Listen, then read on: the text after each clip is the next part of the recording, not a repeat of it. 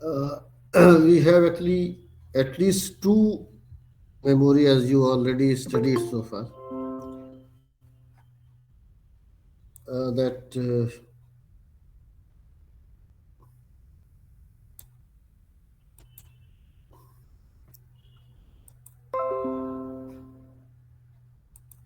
we need actually one is primary memory and one is secondary memory, as you know. And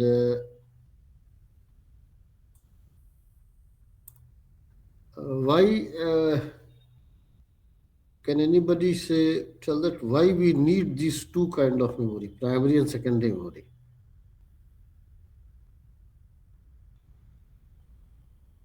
We already have kinds of memory, and why we need these memory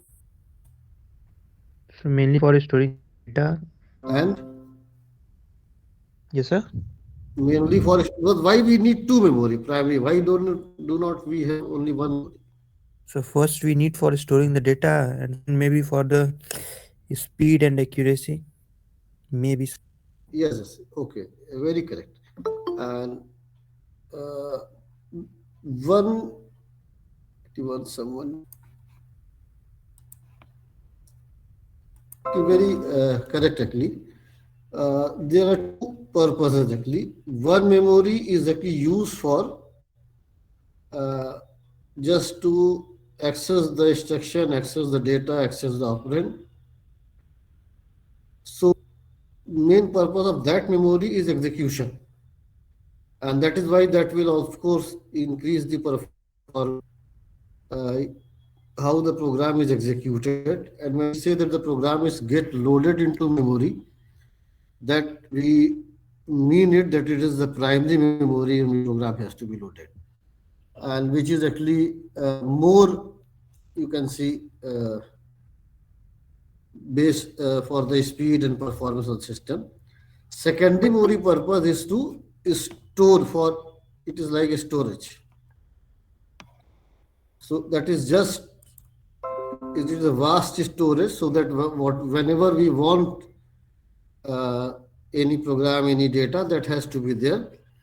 But as we see that everything has to be get loaded before execution in memory, at that time we are referring to the primary memory. Secondary memory purpose is to storage. And if you have some idea that secondary memory like hard disk is a huge data can be stored like 1 terabyte, 2 terabyte, like this one. And primary memory generally in the initially it was in kilobyte, then it was megabyte. Now it is a slightly more than sufficient amount of primary memory is there, like 1 GB or 2 GB kind of thing. Uh, one simple question that why can't we have a large primary memory? That is, suppose the secondary memory is terabyte, then why can't we have primary memory in the terabyte? Anyone?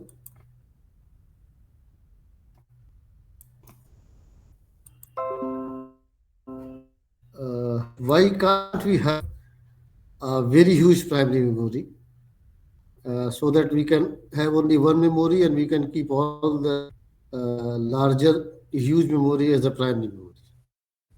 Maybe the system becomes most costlier because of that. We doesn't really Yes, need it. okay. Okay. Yes, this is the problem. This is because when we have a higher, the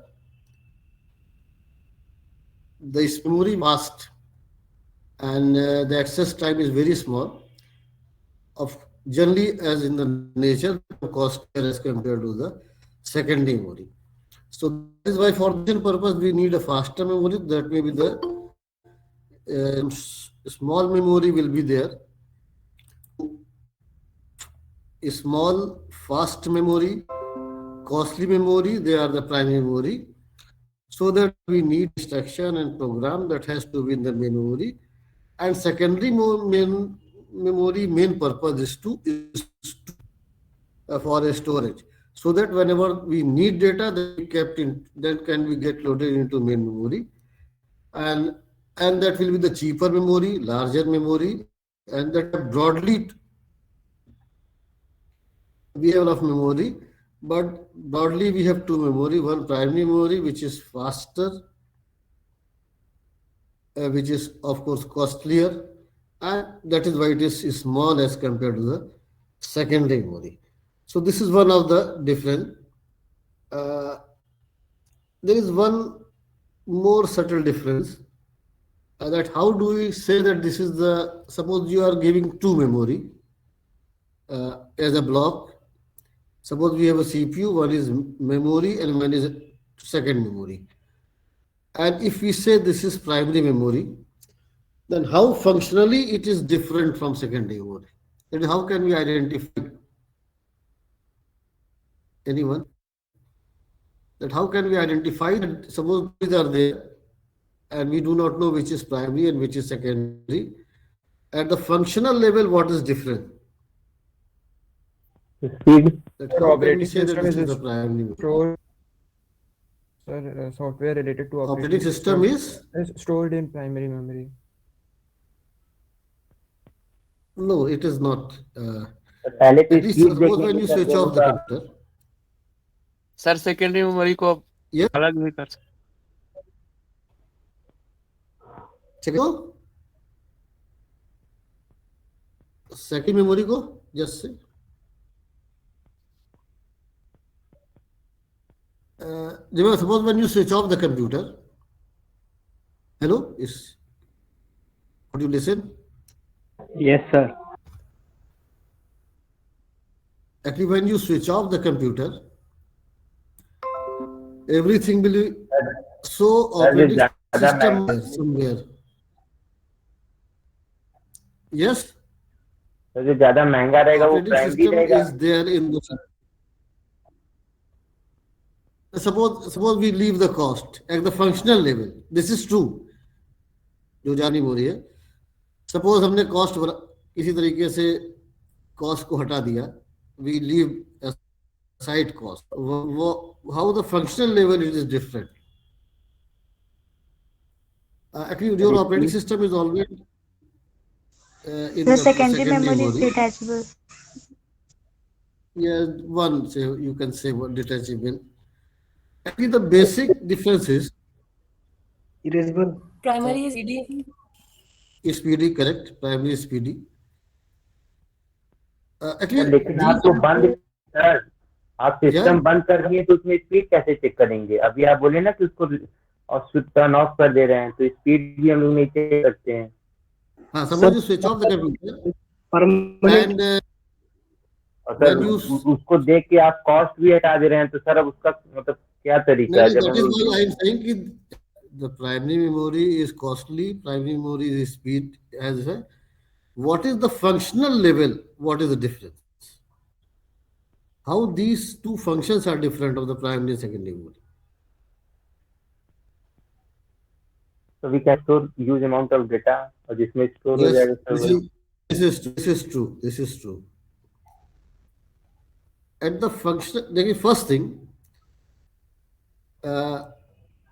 suppose your program is secondary memory, and when you switch on the computer, first thing that program has to get loaded into primary memory before going to be executed.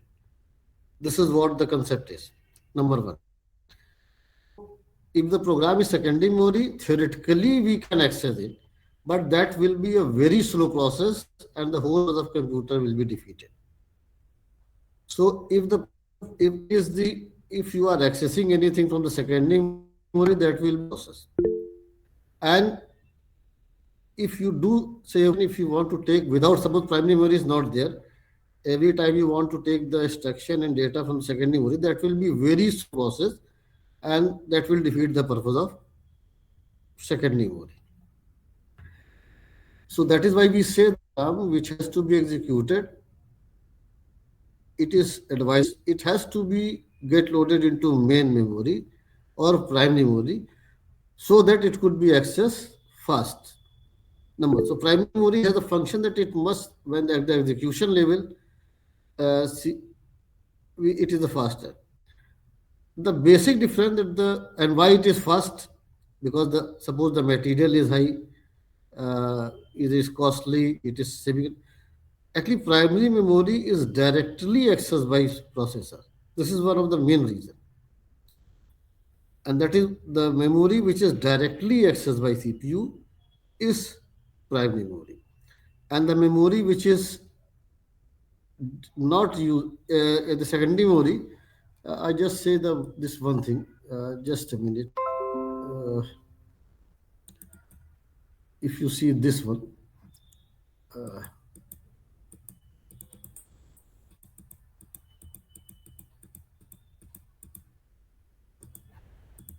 could you see this slide? Yes, sir. In this case, if you see this one, what is the difference is your all the secondary memory are at this level, and your primary memory, your cache and registers are there. So they are supposed to be directly accessed by processor, but this is accessed by through some kind of interface, and that is this is not directly accessed. So we cannot generally processor does not access this any data from the hard disk by the exact address, but it will give in the CPU it will give the direct address to the memory, and that is why primary memory can be directly accessed, and which is not the feature of the secondary memory. So now, so primary memory now say also called main memory directly addresses by CPU hold information while computer is being worked down, and programs must be within this memory prior to execution. And is all these speed, they are the feature of this thing. Speed, cost, access time is slow. All this is small, like this one. So these are the feature of that is what we need from the primary memory, that it should be high and its access time should be low. But the main thing, it could be directly addressed by CPU. Secondary memory or lazy memory holds large data, so the purpose is to hold data and programs that are not needed by CPU. So that means in your hard disk, suppose program 1, program 2 are there and you have main memory. So when program 1 has to be executed, it will be get loaded into memory and then it will be executed. So many programs are may reside there. And of course, this is cheaper, slow, and all this, and large. So primary memory is directly accessed by the CPU, and that is why it has to be fast, and that mean the program execution and the speed will depend upon the primary memory. And now we have some more classification. You have already studied all these things. Just to revise it, if you first thing just I one thing say before going to this one. Suppose I just will say put what is RAM. We know this is the very already very familiar with this thing. What is RAM? What is RAM? Anybody? Random access memory. MSS memory. Random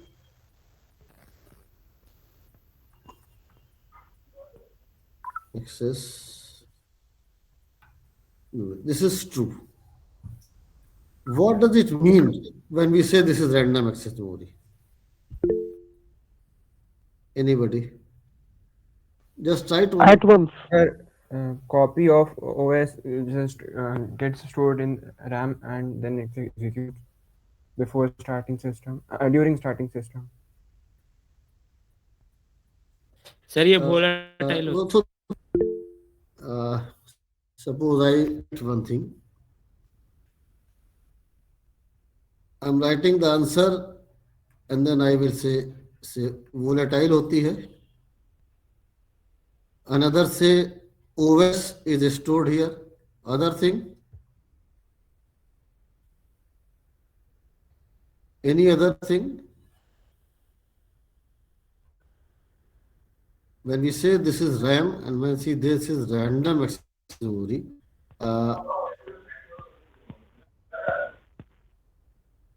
what does it mean when we say random access memory? Let me say, suppose before going to explain it, what is random access memory?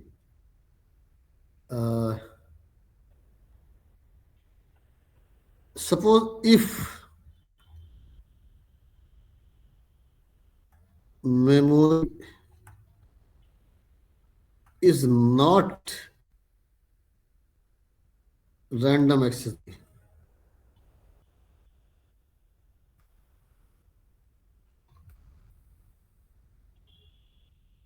तब क्या होगा? Then what are the memory which is not random access memory? Anybody? Sir जो भी executions होंगे वो store होते चले जाएंगे. इसमें टेम्परेरी स्टोर होता है, तो मतलब स्टोरेज कैपेसिटी मतलब बढ़ानी नहीं पड़ती. Just a minute. What? Sir, read only. Read अगर नहीं होगी तो वो रीड ओनली हो सकती है. That means read only memory. Okay, अभी हम इस पे क्वेश्चन मार्क लगा देते हैं. और क्या बोला कि टेम्परेरी होती? Temporary storage. No, actually what I mean that if the memory is not random access memory, then what we refer to that memory? Or any example which is not random access memory. Suppose memory is not random access memory. HDD. इसका नाम बदलना है क्या? नहीं, नाम नहीं, मतलब अगर मेमोरी रैंडम एक्सेस नहीं है तब क्या होगा? सर तो लेट होगा कोई भी प्रोसेस होने में. लेट होगा और शट डाउन करके कंप्यूटर को ऑन करेंगे तो उसमें मतलब उसका इंफॉर्मेशन उसमें रहेगा फिर. बूट में जैसे टाइम ROM वाला लगेगा केस ज्यादा. जैसे. नहीं, मतलब एक तो लेट होगा, मतलब स्पीड स्लो हो जाएगी. नंबर वन, एक तो ये और बोला. बूटअप में टाइम लगेगा. बूटअप में टाइम लगेगा. और लेकिन रैंडम एक्सेस नहीं होने से ऐसा और क्या होगा? और स्टार्टअप से let me tell all these some confusion here. Some answers are sir OS नहीं रहेगा तो कोई ऑपरेशन नहीं होने वाला है. नहीं, ओएस कहाँ कह रहे नहीं रहेगा. हम तो कह रहे हैं कि मेमोरी रैंडम एक्सेस नहीं है तब क्या होगा? अगर तो रैंडम वही लेट लगेगा. मतलब लेट होगा, स्पीड स्लो होगी. मतलब ये sir not speed saying that mismatch random होगा access तो memory is not there. Corrupt भी हो सकता है. I am not saying that RAM is not there. I am saying if the memory is not random access, let me say, make it some points clear before executing. Sir तो speed हाँ, बोलो बोलो. Just यानी answer देते रहो सही सब. क्या बोला? स्पीड मिसमैच होगा. स्पीड मिसमैच होगा अगर रैंडम एक्सेस नहीं होगी. लेट मी से फर्स्ट अगर random match RAM. This is RAM. This is random access. ये मेमोरी है. Actually, the point is little confusion is there because most of the books actually do say RAM means random access memory. Memory, suppose we have this memory, for example. Suppose this is the memory. These are the locations. Say this is the location 1, 2, 3, 4, 5, 6, 7, 8, 9, 10, 11, 12, 13, 14, 15, 16. So these are the locations. So हमारे address क्या हुए? we have address 1, 2 to 16.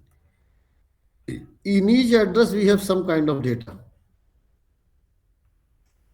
If you want to write data, we will say the data will be stored in the memory. If the data has somewhere written here, we could read the data. Suppose we want to access this location, which is say 10. This location is 10. There are two ways to access this location. One, first we go to 1, 2, 3, 4, 5, 6, 7, 8, 9, 10. Then we can go up to access this data. So that is, अगर इसको हम एक line में देखें तो we have 1, say 1, 2 like this one. And if you want to access this data, which is at the address 10, we can go up to 1, 2, 3, 4, 5, and then we can go up to 10. Another, just listen carefully, other method, we have some mechanism that we can go directly, and by some method, we can go directly and we just pick up this one directly without passing to 1, 2, 3 or without passing to other. That is, any data, any address location can be accessed directly or randomly. This is actually what random access means. That is, your memory is there, you have n number of locations, and you can access any location. You can say directly or randomly. So random access has literally and nothing to do with volatile, non-volatile, cost, speed. Random access just can tell you only one thing, that the location of that memory access of memory location is random. And the advantage is, that is the speed and cost, they are the inherent feature of this random access. That if the memory is not random access, suppose if you want to 10, so what we have to pass to 1, 2, 3, 4, 10, and then we will go up to this one. This is what we call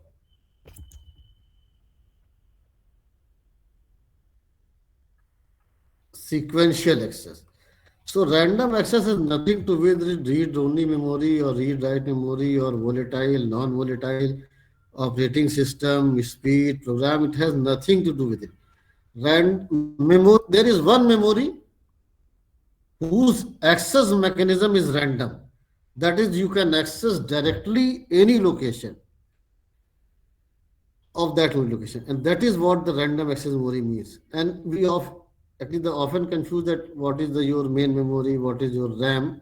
But RAM tells you strictly, literally only one thing, that the memory is access is random, and other features are come consequently, that it will be faster, it will be costlier, and other things are there.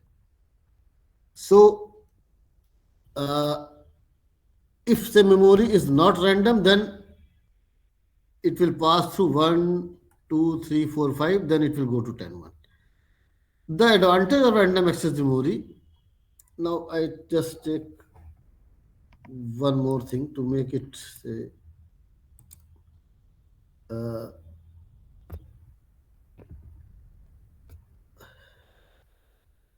suppose if you have a memory like 1, 2, these are the address 16. Actually, if in the sequential access, the first data will be accessed very fast and 16 data will be accessed very slowly, because if you go to 1, 2, 3, 4, 5, like this one. So there is a difference. In the random access memory, the main feature is any data access time is independent of its geographical location. That is, the first data will be accessed, the second data, they will be accessed in the similar time, which is one of the greatest advantage of random access memory, and that is why it is used in the primary memory. It is where the faster memory are used. That is why the random access memory is used. So, because access time is independent of the location, and each memory location can be accessed in almost equal time or similar time. But in the sequential, actually, there is a difference between the first access time and the last access time. So I think this, whether this point is clear or not, because this is very confusing. Random access memory is, it is Yes, sir. memory sir तो memory whose access mechanism is random. It has nothing to do with volatile, non-volatile, cheaper, and which is a little bit confusing. Okay. Sir तो कोई भी location access करेंगे तो चाहे कोई भी जितना भी अंदर location, हो टाइम सेम लगेगा. कोई भी हाँ टाइम ऑलमोस्ट सेम लगेगा, मतलब बहुत कुछ you can say almost equal time लगेगा, चाहे फर्स्ट एक्सेस करे चाहे 16th एक्सेस करे. Okay. Yes sir. Okay. Yes, sir. So that is why the classification should be not RAM and ROM.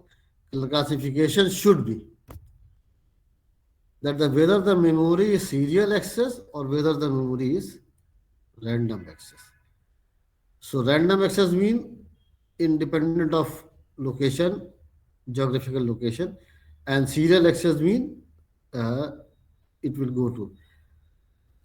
And So does so we this, use, yes, sir, did we still use SAM method anywhere? That yeah, means actually serial your access memory. cassette player, if you see the cassette, do you tape recorder you might have used. Yes, sir. Yes, sir. So in the tape recorder, if you want to go to the listen sixth song, you have to fast forward it for the sixth song, isn't it? Yes, sir. So if you want to listen the 10th song, you have to fast forward it or you have to play up to the 10th song, only then. We cannot reach directly up to the 11th song or 12th song. Okay, sir. Okay, so that is the one tape is the one of the example where we use the serial access mode. And they are cheaper, that is why where the speed is not there, still some bank and other thing they are using some kind of serial access memory where the tape is there, because they are cheaper and the large data can be accessed, which is not often required, but we can go up to the, if you can have some kind of time is not the factor, we can use the serial access memory. Okay, sir. So now we have another, so this is classification has nothing to do with these two. Another classification that memory may be volatile or may be non-volatile. Volatile means, anybody, what is volatile memory? Because all you actually have read to make some finer distinction between when we say that current of होगा तो data चला जाएगा. yes, volatile means when we switch off the power, the data will be lost. In non-volatile, the data will be there. And there is another thing that whether it is read-only memory and whether it is read-write memory. In read-only memory, data can normally it only be read. And in this case, what we can do, we can read and write both, or we can change the data, we can alter the data, we can modify the data. So normally, sir ये दोनों भी volatile जाएंगे. huh? रोम और RWM भी. No, ROM or ROM volatile, non-volatile एक अलग feature है, but I'm just telling you. Just a minute.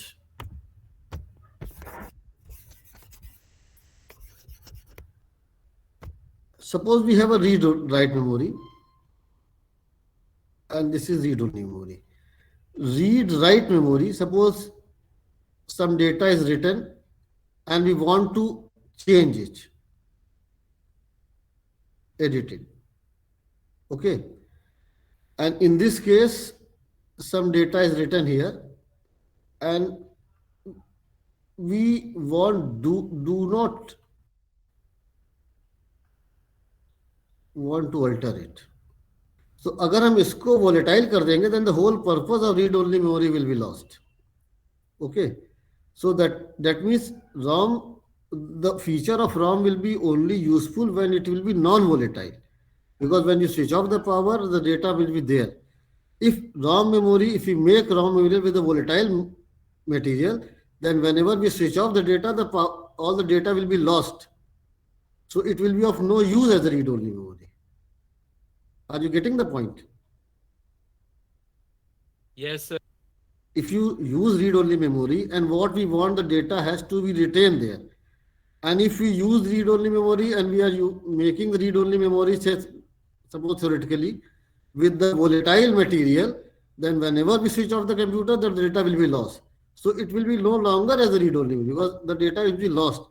So what we need actually for the read-only memory, that the data has to be there even when we switch off the power.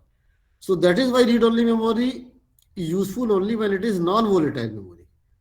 So read-only memory is not non-volatile, but read-only memory has to be non-volatile to be used, as its name suggests. But read-write memory, it should be volatile, because it could be volatile, because what we need, we want data can be lost, because we want to rewrite the data, we can alter the data, we can edit the data. So sir तो ये रोम में हम लोग read क्या करते हैं? रोम में, sir रोम में जैसे इसका है ना रीड रोम ऑन में जैसे कोई अगर जैसे रोम में what, suppose Rome is there, suppose I just take a few minutes to make it say,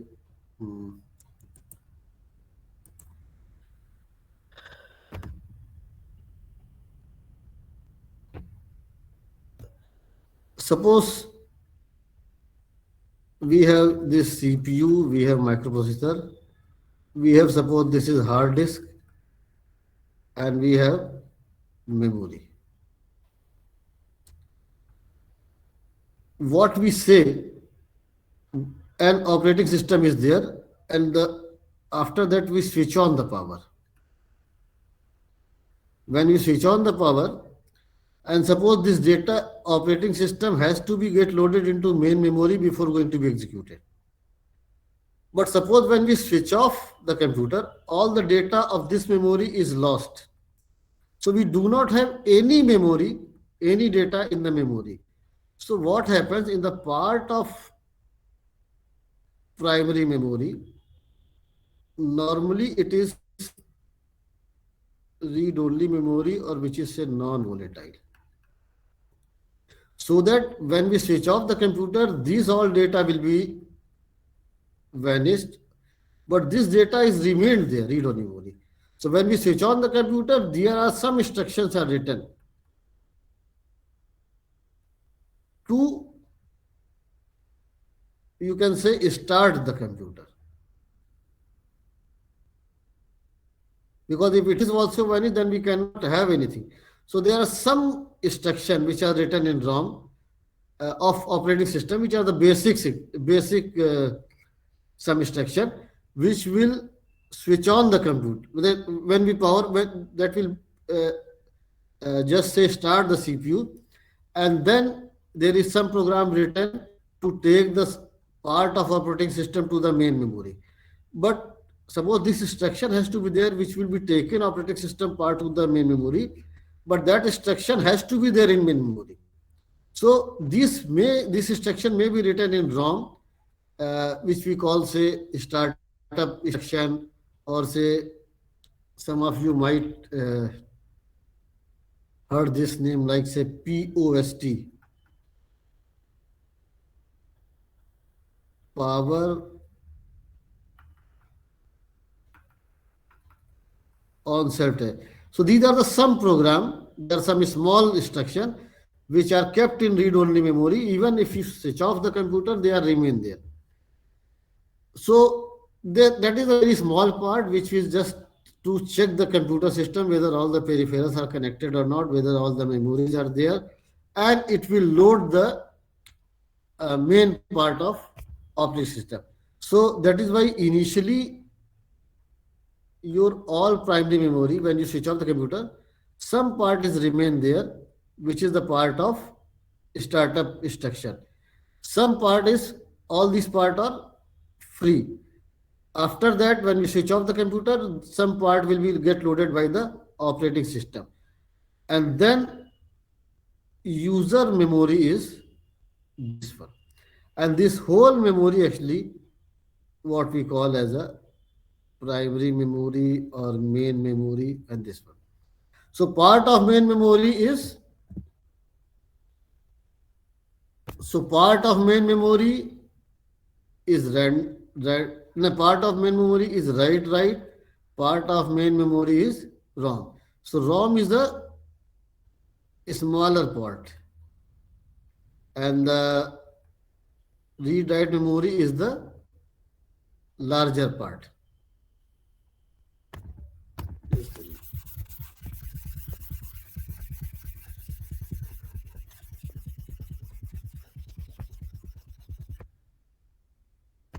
The actual situation Sir, is, does yes, so does ROM also access memory randomly? yes, it could be. Okay. Actually, ROM has nothing to do with the actually just. So this is the, some part is ROM which is not lost when we switch off the power, and some basic instructions are written just to boot the computer. The technical term is boot the computer. Because if the ROM is not there, then we cannot boot the computer by the computer. Then we have to take some external help like CD or pen drive like this. This part is, after that, some part will be get loaded by the operating system using these instructions which are written here. And then these part will be user. So this is ROM, this is read write memory, but this whole part is normally, they are random access memory. So even read only memory will be the random access memory, and that is why the question which is often asked, that what is the difference between ROM and ROM, is not very, it does not have any sense, because ROM is another thing, RAM is another thing.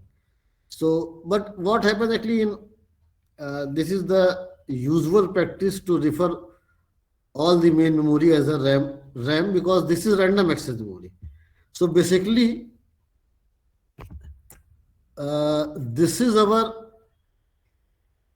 primary memory or main memory, part of which is ROM and which is non-volatile, where the basic instructions are stored.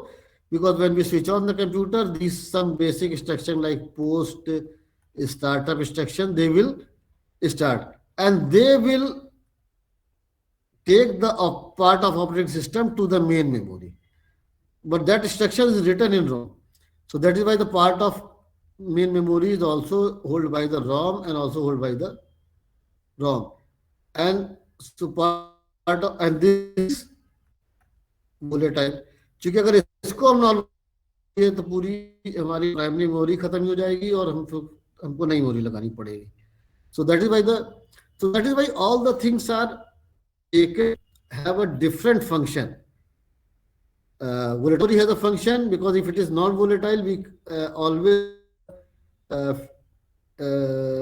having the problem the memory filled. So it has to be volatile, because when we switch off the computer, that will be. If all the memory is not, then the problem is to start up the computer. We cannot boot the computer. We have to take the external. So part of memory is non-volatile, part of the memory is ROM, but this is a small, because we need larger area for the user program, which needs larger area. So part of the primary memory is occupied by the ROM, non-volatile.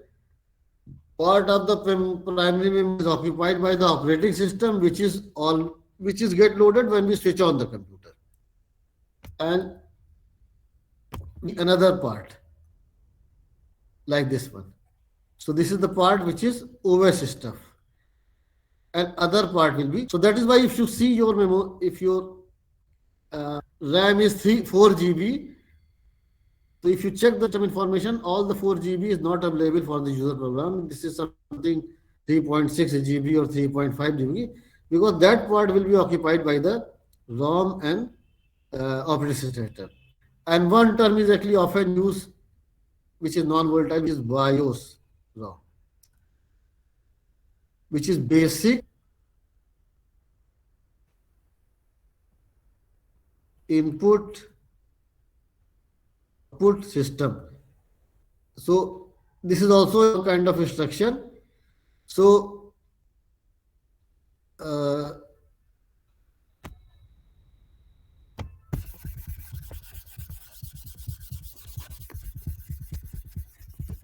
just just to make again summarize it, we have, so here you have ROM, which is volatile. Here operating system is stuff which will be get loaded when we switch on. So when we switch on, then ROM, post program, they are loaded, will be get loaded, and then there is a user program. And that is why if you see when you switch on the computer, it will take few seconds to give you the desktop, which suggests you that now your computer is ready to work. That the few seconds in which it will first check the peripheral, check the memory, and check the whether the basic things are there or not. And then it will get load some basic operating system from the hard disk, and then it will give the user that now it is ready to work on the particular system. So that is how the things are there. That is why we have say, every memory has one function: primary, secondary. We have serial access memory, and volatile and non-volatile, and like this one. Any confusion in this thing? No, sir. Okay. No, sir. Okay. So just go through these things, because these are the some confusing things, because most of the book they write say every time you see the question, what is the difference between read-only memory and random? There is confusion because all the memory which is primary, they are normally random access memory, because it has a very one advantage, that the access time for every location is almost similar, which is not. And that is why it is fast also. This is, so all the program which has to be executed, that has to be get loaded into primary memory. But part of primary memory is also read-only memory, and which is interestingly, which is also that random access memory normally in the field. But what happens, you may have access vertically on this thing, that will be processed. And then again, suppose, just for example, suppose one data is 3 here, and one data is 5 here, and you want to add 3 plus 5.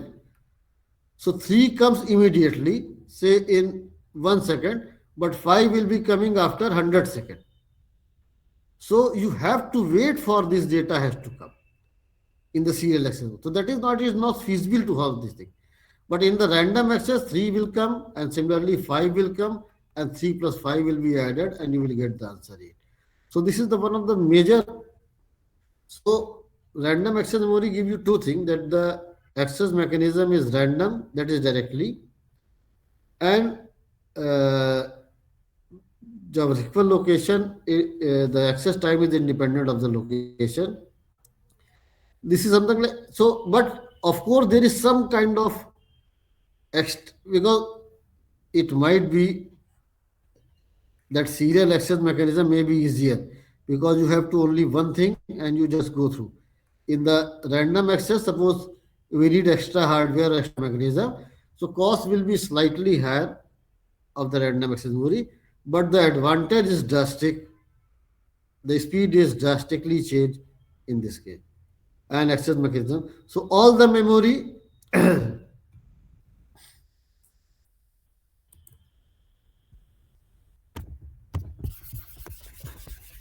So that is why we have, if you remember, we have three speeds. Remember, one speed in CPU, this is speed 1, and this is on chip. We have registers, and one speed is primary memory, and the third speed is basically secondary memory. So, of course, if you have processor, time of memory, access secondary memory. The next processor is and this will be less larger than secondary. So we have to, because these are effect. So program and data which are not needed, which can kept in the secondary memory. Program and data which are frequently needed, we can put in the primary memory. Program and data which are more frequently needed, we can put in the cache. And program and data which is directly needed by CPU, they can be put in the registers.